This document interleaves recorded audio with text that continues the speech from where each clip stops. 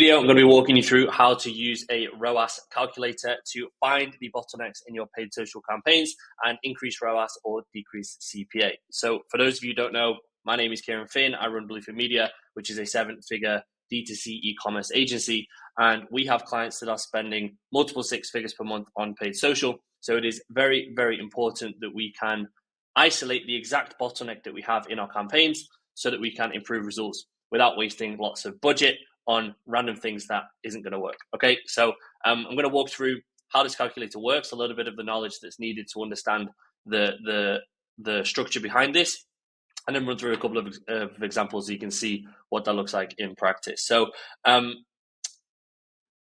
we want to increase ROAS or decrease CPA, the thing we need to know is that there are 4 metrics that are involved in this. So for ROAS specifically, we have the CPM, we have the CTR, the conversion rate, and the average order value. Okay, so this is the amount that we pay per 1,000 people that we show our ads to.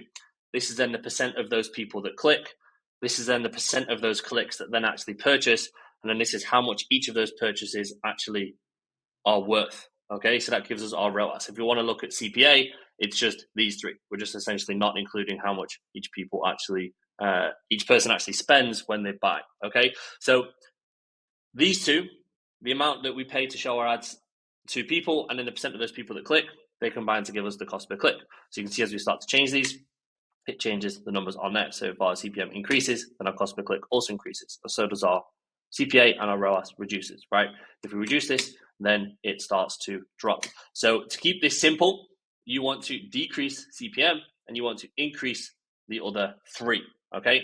And the important thing to know is each of these has a very different solution to try and improve them. Okay, so we want to know which one of these is the bottleneck, because this really functions on the theory of constraints, right? It is a bottleneck system where if one of these is too low, then trying to increase the other ones is going to give a much lower result in terms of increase compared to increasing that one that is way worse than the rest. Okay, increasing that one bottleneck is going to give us outsized returns compared to increasing the other ones that are already average or above average, right? So when we want to look at this, and by the way, guys, I have a full 30-minute training that goes way, way, way deeper into these 4 metrics, how they combine, how that all works. I'm going to link that in the description below. But in this video, we're just going to accept that for now. If you want deeper training, you can go into that video. But for this one, let's dive into how this is then actually used in practice. So got a few screenshots here.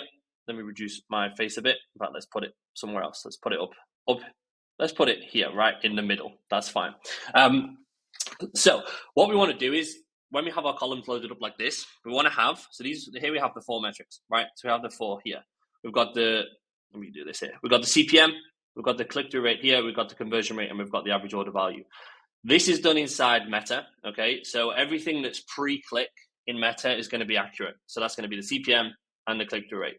Everything that's post-click, so the conversion rate and the average order value, this is where the tracking can start to get messy. So for the sake of this video, to make it easy, I'm going to be using data from Meta here specifically. Some of our Meta accounts are pretty accurate, and there's not that much difference between tracking softwares like Triple Whale. Others are very, very inaccurate. And so if they are inaccurate for you guys and you want to make sure you're pulling this data instead from Triple Whale or from a tracking software that is more accurate, but this stuff here before is going to be completely accurate on Meta, okay? These 2 are normal columns inside Meta. These 2 are custom columns. So for the conversion rate, you just want to do, in this case, it's going to be purchases by link clicks. And in this one, it's going to be, for the average order value, it's going to be the purchase conversion value by the number of purchases, right? And that's going to give us that there. The important thing to know when you're doing this is you do just need to compare like for like in terms of the types of link clicks. So if you want to do link click, then make sure that both of these are based on link clicks, and then your cost per click as well at the end. If you're doing unique, then everything needs to be unique. So it doesn't matter which you choose to make sure that the calculation is correct. You need to make sure that you're using the right one. So you're comparing like for like. So in this case, all of these are link clicks. So what you want to start doing is you want to load these up, and then you've got the result of these 4 metrics behind. Okay, so you've got the cost per purchase, you've got the ROAS, and then you've got it's really going to be these 2, and then the cost per click. So you've got these 3. Okay, what you want to start doing is putting these metrics into the calculator. So we take the CPMs here. We've got 955. I think most of these are already going to be in here from before when I was checking. So 1.07. Yeah, that's a click-through rate there. Conversion rate 1.63. We've got that in there. And the average order value, $20.81. And so if we're looking at these numbers here, we can start to see and start to say, okay, if we want to increase ROAS in this in this ad account, how can we do this? This is a brand that came to us that we audited pretty recently. So you can see they're actually spending 152K, getting back 58K from that at a 0.38x return. So not too good. We want to look at this and we want to say, okay, how can we increase ROAS? How can we actually improve this here? What do we need to do to improve this? So we can start to look at it and start to see. So you can start to change some of the numbers. So let's say the click-through rate now is 1.07. Do we think with better ads that resonate more with our ideal customer, we can get this up to a 2%? Maybe, could be, right? But even still, it's not going to have that big of an effect. It's definitely not going to be profitable. Depending on the brand, this brand is a supplement brand. So they do have a very, very strong lifetime value. So they may be happy entering what we would call a negative cash flow cycle, which means acquiring customers at a loss and then relying on the lifetime value later, which could be a strategy for these guys, but even still, 0.7 is going to be pretty low, depending on what their margins are. So could we get it higher than 2%? Possibly, it is possible, but do we want to rely on that? Maybe not. Looking at the conversion rate, again, it could be higher, but it's probably going to need either some changes in the ads in terms of properly pre-framing the sell and making sure that the ads are congruent with the landing page, or it's going to need a lot of changes on the landing pages, or it could be down to the actual product itself in terms of what we're actually selling. So again, could be increased somewhat. Average order value, looking at this is pretty low. This is pretty low. And as you can start to see, if we can start to increase this, it does start to have a big bump on ROAS. So you can start to understand and see what needs to be done. So for something like this, you can start looking and saying, okay, probably our ads need to be improved a bit. We need to be resonating more with our ideal customer. This click-through rate is a little bit low, probably should be higher. Let's say we can get that up to 2. If you can start looking at the average order value as well and saying, okay, here, what can we do? Can we bundle products together? Is there something that we can put with this to increase the average order value? Because this is very, very low, right? Can we start to get this up to 30 maybe, which isn't that big of a jump, right? Adding $10 on it's not that big of a jump. We can already see the ROAS is starting to increase. We're starting to get it up to a 1. Maybe these guys, their break even might be 1.3, 1.4. Depends on what the product is that they're selling, right? Can we start to get this up to 35 maybe? You can start to see how you can build out a plan and see what needs to be doing. For these guys, 100%, looking at increasing this is going to be one of the biggest levers that we can pull, because this is so low right now. And being able to add $10, $15 isn't that big of a difference, okay? So you can start to look at it with examples like that. We've got another example here. So these guys, this is the opposite scenario. So again, these guys, ROAS is pretty high, and they have spent 140K and they've generated back 1.2 mil. So we can start to look here and input these numbers again. So if we put in CPM here, 1168, if we put in the CTR of 1.18, put in the conversion rate of 1.36, and put in the average order value of 616.23. Cool. So it's coming out here roughly the same. The reason this will be slightly different is because Facebook will round numbers up and down. So you're not seeing the exact number here. It will be rounded. So this might be, these numbers might be slightly different. They've just been rounded up or down, right? So that's why it will be ever so slightly off in terms of 8.51 compared to 8.47. But you can use this to understand what you need to do. It's close enough. So in this example here, you can start to look at this and say, okay, the CPM is pretty low. It doesn't look like there's any big problems here. You know, if this was up to like $50, $60, $70, $80, you start seeing, okay, there's probably some issues here. What's going on? Why is Facebook charging us so much? Does it think we're giving customers a negative experience? Are we getting a lot of complaints? Is there a lot of negative reactions on the ads? You can start to look at that side, but this side looks okay. CTR again, bit low, probably could be higher, but again, you can start to look at how you can start to increase this by looking at these numbers. For these guys, this is the biggest difference, and having a conversion rate of 1.36 when the average order value is $600, that's pretty good. Usually the higher the average order value, the lower the conversion rate. And so if you looked at this account, you said, okay, we want to get ROAS even higher, even though it already is pretty high. If you wanted to try and add $100 onto the average order value, it's probably not going to be that easy because that's a pretty big amount to add. But if we do that, it's not actually going to have that big of an effect on the ROAS, right? Compared to if you could get the click-through rate from 1.3 up to 1.6, for example, it's going to have a way bigger effect on the ROAS, right? So you can start to look at this and see how these numbers fit together to know what we actually need to do to be able to increase ROAS or to decrease the CPA, okay? The other thing that we can do with this calculator, which is pretty cool, is you can find out problems. So you can look at why, you can start to see, is Meta accurate and is what's going on looking correct? And this is one of the easiest ways to see this. And if it is incorrect, you can predict what the true value will be, right? So here's an example. This is one of our UAE clients, hence why everything is in dirham here. So all of these numbers, like the CPM, anything that's currency, you can pretty much divide by, it's about 3.7 is dirham to the dollar. But you can see these guys look like they're getting a super high ROAS, which is good. So they came to us, essentially this brand saying, yeah, our ad results look great, but every time we increase spend, we're not actually seeing that relate and translate into the store, which is a pretty common problem. So super quickly, we saw exactly what the problem was by loading this up and taking a look. And then we could use this to predict what the actual result was. So if we do this now, for these guys, for the sake of this, we're just going to use the exact same numbers, even though this is a dollar sign. It doesn't matter because the numbers are the same. 39.73. Sorry, what was it? 37.93. 37.93. CTR 0.33. Conversion rate 23.65%.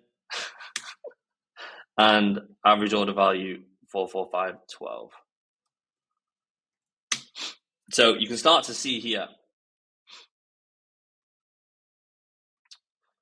Cool. So you can start to see here what's going on, right? So again, we're going to divide these numbers by 3 to get roughly by 3.7 to get the dollar amount if we want to operate in dollars. So this is going to be about a $10 CPM. This is going to be like what, 120 something average order value.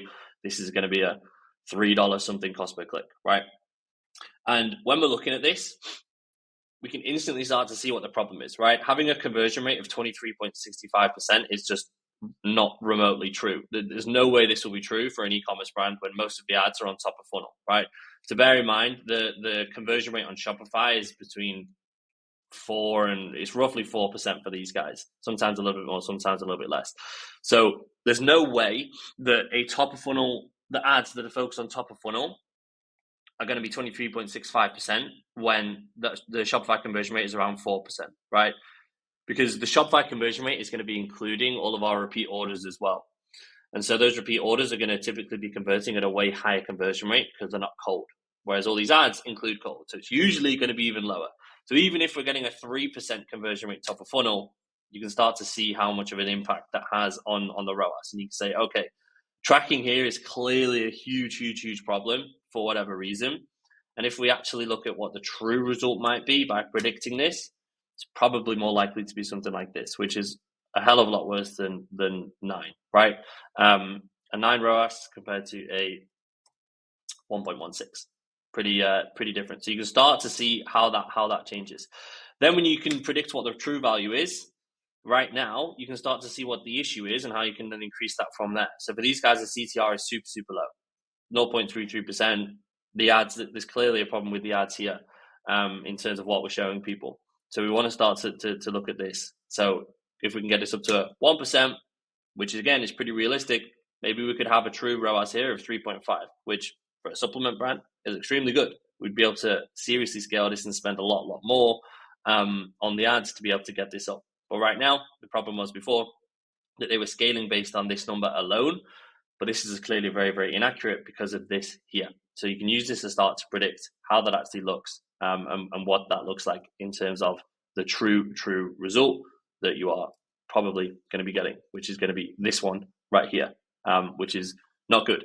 So this here is a super valuable tool. You want to be using this all the time when you are running ads. Like I said, if you're it can be used for 2 ways, either to check if Meta is looking accurate on these numbers here. So again, you can see this and you can start to look, cool, okay, this is clearly inaccurate. What do we predict the true value is going to be? If you can a rough guide is you can take the Shopify conversion rate, maybe a little bit less if you have a lot of repeat orders, and these are mainly new customers. Then you can do the Shopify conversion rate minus a little bit and get a rough guide for where this is if the tracking is way off. And then you can know, okay, we need to do some work here.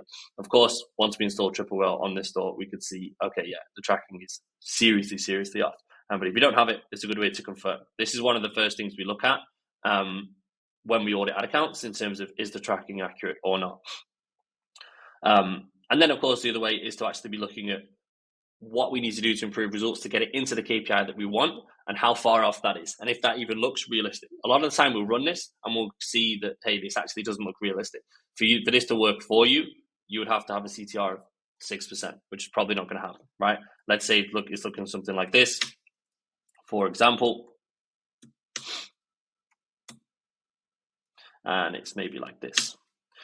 So if a brand comes towards and it looks like this, and we say, okay, there's probably a problem with your conversion rate. You definitely need to improve something on the website. It looks like this. But even if we could start to get this up, and we start to get this up as well, it's still not starting to work. The problem here is the CPM, which if everything is in line in the ad account in terms of the CPM, in terms of customers aren't having negative experiences with you, people aren't bouncing on the website, you're not getting negative reactions on the ad, everything is legit in terms of the business, then there isn't too much that can be done here. There is a bit that can be done in terms of making sure we're not targeting, doing weird stuff with targeting in terms of old school interest targeting where it can be a lot more expensive and doesn't really perform anymore. But as long as everything's in line there's probably not too much that can be done. So when we see a situation like this, we look at it and we say, there's quite a lot of things that are wrong with this. So the ways that we would have to increase this would be better ads on here, better landing page here, find out how to make people spend more as well. And then we'd be able to get the ROAS we want, which is a lot of different things that need doing, which typically is going to take a lot of time and a lot of work to get there. So you can start to see what needs to be done from a calculator like this. So if you have any questions on this, feel free to let me know. Like I said, if you want the full 30-minute training that walks through these 4 metrics, then I'm going to link that in the description below. Otherwise, I wish you the best of luck and speak soon.